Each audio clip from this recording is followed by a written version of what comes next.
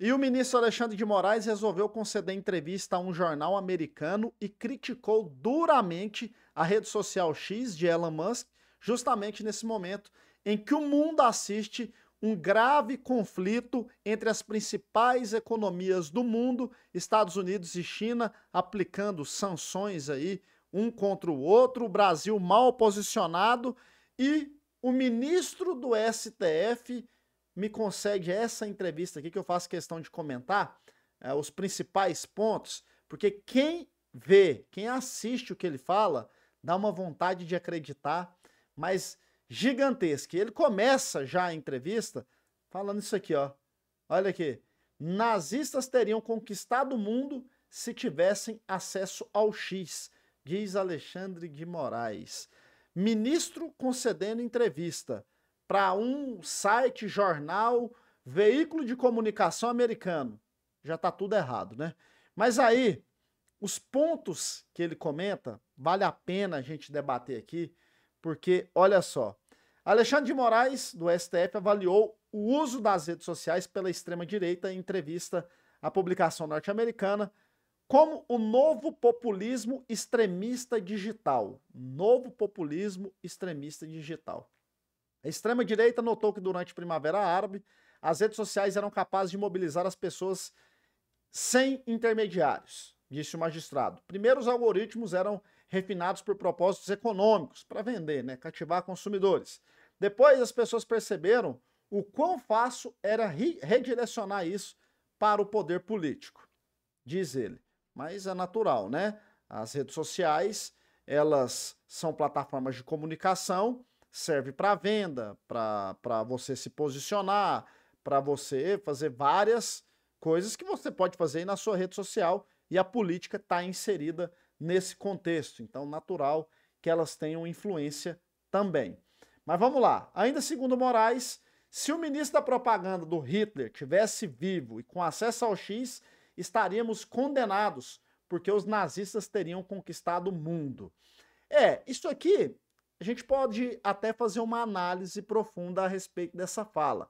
Se realmente teria mudanças em relação ao que aconteceu no passado se existisse as plataformas sociais. Ou talvez aqueles que se opunham ao Hitler teriam condições também de se mobilizar e contrapor ao que ele fazia. Mas o que o ministro Alexandre de Moraes não diz é em relação às mídias tradicionais, que são totalmente manipuladas por regimes comunistas.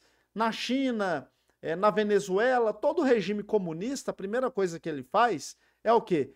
Pegar a imprensa tradicional e dominá-la. É assim que eles fazem para ter o monopólio da informação e assim controlar a opinião pública. E aí, Moraes, o que você tem a dizer em relação a isso, né? Em relação a esses governos comunistas terem facilidade de controlar a informação e a população através dos veículos de comunicação, os tradicionais, que as redes sociais quebram isso aí. Isso aí você não comentou, né? Você quer falar do Hitler, do nazismo, e ligar ele às plataformas sociais, nesse caso, o X. As plataformas são utilizadas por todos. A esquerda pode utilizar todas as plataformas, inclusive muita gente da esquerda no Brasil é monetizada no X. Tem um alto engajamento na plataforma X, colocando lá o posicionamento deles. Então, tá aberto para todo mundo, não tem essa. Mas aí ele continua. O ministro pontuou à revista que a extrema-direita tem buscado conquistar espaço na arena política por meio da descredibilização do processo eleitoral. Vamos lá. Fala do ministro Alexandre de Moraes. A extrema-direita quer conquistar poder não dizendo que se opõe à democracia, porque isso não conquistaria apoio público, mas alegando que as instituições democráticas são manipuladas. É um populismo altamente estruturado e inteligente. Infelizmente, no Brasil e nos Estados Unidos, ainda não aprendemos como lutar contra. Então vamos lá. Nós estamos falando que as instituições democráticas são manipuladas. Ministro Alexandre de Moraes, você acha, sinceramente, que as instituições brasileiras não deveriam passar por uma reformulação? Quando você pega o Supremo Tribunal Federal, em especial esse julgamento aí do 8 de janeiro, aonde o senhor é o relator, aonde o ex-advogado do Lula vai votar, o ex-governador, deputado, aliado político histórico do Lula, vai julgar aqueles que ele sempre criticou, os outros dois indicados pelo PT, aí você pega o Procurador-Geral da República, nomeado fora da lista tríplice e que tem uma ligação, segundo inclusive os jornais, com ministros do STF, inclusive o senhor. Os jornais diziam à época que o atual PGR foi indicação de Gilmar Mendes e Alexandre de Moraes. Vocês tinham uma boa ligação com ele na Justiça Eleitoral, e aí nomeia esse cidadão, a Polícia Federal controlada por indicados do governo. Você acha que as instituições brasileiras não são manipuladas politicamente dentro desse cenário aqui que nós estamos analisando? Você acha sinceramente que não tem manipulação nenhuma? Que tudo isso aqui é a polícia controlada pelo executivo, o judiciário controlado, cada dia mais politizado, inclusive o STF, com posições políticas claras. A sua posição política é clara, você está concedendo entrevista em vários jornais colocando a sua posição política. Enfim, como eu falei aqui, o Flávio Dino, que tem uma posição política clara. Você acha que essas instituições não são manipuladas? A imprensa, que está recebendo tanto dinheiro público, aumentando agora gasto público com veículos de comunicação, não são manipuladas? Artistas brasileiros recebendo Lei Rouanet, aumentando cada dia mais. Aí você acha que falar contra isso é querer descredibilizar as instituições para que nós possamos aplicar uma espécie de golpe e dominar o poder no Brasil? Que passa na cabeça de um cidadão como esse? Ele acha que nós não podemos criticar esse sistema que está aí. E não é o Lula que implementou. É um sistema antigo, realmente, mas que nós estamos defendendo aqui mudanças. Tem que mudar esse sistema. E agora a população brasileira que não acompanhava isso começa a perceber essa necessidade. Vamos continuar. Moraes relembrou durante a entrevista que chegou a ser comparado pelo empresário, aquela comparação que o Musk fez, né, a mistura de Voldemort com outro vilão lá do Harry Potter. E aí ele diz o seguinte sobre isso. Para ser sincero, acho engraçado. Quando relembrou a questão da suspensão da plataforma X no Brasil. Aí, olha o que ele diz sobre a suspensão da plataforma X. Como todas as outras empresas, esta também deve obedecer às leis brasileiras. Quem escalou na desobediência foi a empresa sob o comando direto do seu maior acionista. E naquele momento, Musk se tornou pessoalmente responsável também. E aí ele fala sobre o cumprimento das leis brasileiras. Concordo com você que a legislação brasileira deve ser cumprida. Agora, será que a maioria da população brasileira acha que pela forma, inclusive, das instituições, como elas estão sendo formadas e como tudo está acontecendo, vão defender a aplicação da lei brasileira? Rui Barbosa já dizia, né, que a pior ditadura que existe é a do judiciário, pois contra ela não há a quem recorrer. E é o que está acontecendo no Brasil. Vocês têm decisões arbitrárias, decisões totalmente questionáveis, e contra essas decisões não há quem recorrer, porque o recurso é para vocês mesmos decidirem. E aí o Musk resolveu, de certa forma, enfrentar essas decisões que ele entendia que não obedecia à legislação brasileira, mas que estavam sendo aplicadas, inclusive com censura de perfis, censuras, inclusive, que não poderiam ser informadas, várias coisas que estavam acontecendo. Ele resolveu contrapor, e aí vocês foram lá e suspenderam a plataforma, mostrando o seguinte: aqui quem manda é o STF. E se você quiser reclamar, reclame para nós mesmos.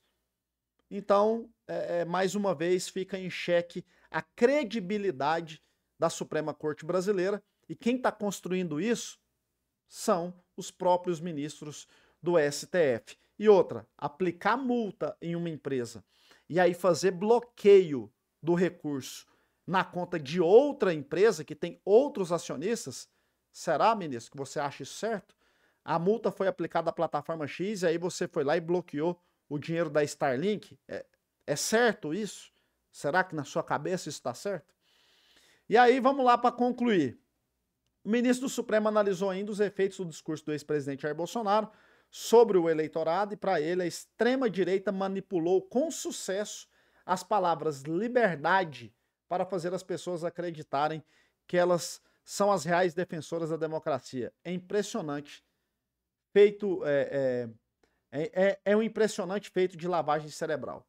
Olha, nós estamos defendendo a liberdade de expressão. Nós estamos defendendo a liberdade de todos, independente de cor partidária. E se nós estamos fazendo isso e as pessoas estão entendendo que essa é a forma verdadeira de se defender a democracia, é sinal de que as pessoas estão sentindo na pele que o que vocês estão fazendo não está correto. Censura, bloqueio de rede social, aplicação de multa, dentre várias outras arbitrariedades. Nós estamos vendo aí condenações de pessoas que nunca responderam a uma ação penal, que pelo simples fato de terem participado de uma manifestação, estarem sendo condenadas a 14, 15 anos de prisão. Posso citar aqui, não só o caso da mulher do batom, que ficou conhecido, mas são vários casos, idosos que estão sofrendo na prisão. Vou citar um caso aqui do João Paulo Cavalcante, que participou, chamou todo mundo para mobilização, não quebrou nada. Não quebrou nada, só porque ele estava lá e convocou todo mundo, vem para cá, vamos mobilizar, Ele tomou 14 anos de prisão. O cara que nunca respondeu um processo na vida. Você acha que isso é o correto? E nós que estamos errados ao defender uma liberdade para as pessoas se manifestarem, se posicionarem, dentre várias outras situações, nós estamos querendo defender a libertinagem, não o que é muito diferente. E aí a esquerda defende e vocês não falam absolutamente nada. E não é lavagem cerebral, não. Isso aí é conexão com as pessoas. Se tem gente comprando essa ideia, é porque não só a comunicação, mas as pessoas estão sentindo na pele o que está acontecendo aqui no Brasil. Nos Estados Unidos, Trump acusou os votos por correspondência de serem fraudulentos. No Brasil, Bolsonaro acusou as urnas eletrônicas de serem fraudulentas. Não é sobre o método de votação, é sobre declarar que o sistema é manipulado para justificar e tomar conta do poder para consertar a democracia. Não, ministro, vamos lá. O Bolsonaro falou das urnas e sempre falou das urnas e sempre defendeu o voto impresso quando ele era deputado, antes de ser presidente, porque nós achamos que sim, podemos melhorar o processo democrático brasileiro. As urnas eletrônicas não são 100% confiáveis, como vocês dizem.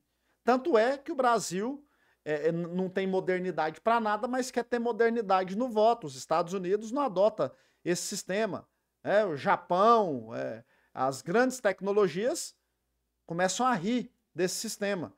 E nós queremos aprofundar, melhorar e aprofundar esse debate para melhorar a questão das urnas eletrônicas.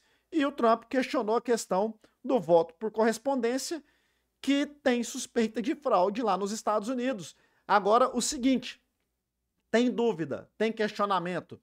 Se nós questionarmos, nós estamos sendo antidemocráticos, nós estamos agindo contra a democracia do país? Não. Isso que sirva de lição para melhorar essas democracias e não como forma de tomar poder, até mesmo porque não é interesse da direita, nem do Bolsonaro, nunca foi interesse. Tanto é que vocês ficam falando aí golpe, golpe, golpe. O Bolsonaro já tinha nomeado aí os chefes indicados por Lula das forças, né, do Exército, da Marinha, da Aeronáutica, já tinha indicado, enfim. Sobre os atos do 8 de janeiro, Moraes analisou que, na época, definitivamente havia um risco de ruptura democrática no Brasil e que esse risco ainda é presente. Havia um risco de ruptura. Risco de ruptura porque a população foi para a rua por não aceitar o Lula. O que tem? Qual que é o problema? As pessoas manifestarem durante os 4 anos contra o governo. Isso aí é legítimo. Se o Bolsonaro voltar e a esquerda quiser ficar na rua manifestando contra, é um direito, né? Inclusive, na época eu falei, sou contra depredação, sou contra isso aí porque é crime. Agora, manifestação não é crime, e falar que existe um risco de ruptura no presente, existe mesmo, né? A ruptura já está acontecendo com o STF tomando conta de tudo. A separação dos poderes realmente está em risco, com vocês querendo decidir por todo mundo, querendo cumprir o papel do legislativo, do executivo, do judiciário, comandando tudo. O maior risco que o Brasil corre é justamente por parte de vocês. Então fica aí a análise em relação a essa guerra comercial aqui. Como eu falei para vocês, os Estados Unidos enfiou lá mais 50% na China. Isso aqui vai longe. O Brasil mal posicionado em conflito com os Estados Unidos, que é um dos parceiros comerciais mais importantes ao lado da China. A gente poderia se dar bem com isso aqui e vai se dar mal, afinal, aqui é o Brasil, né?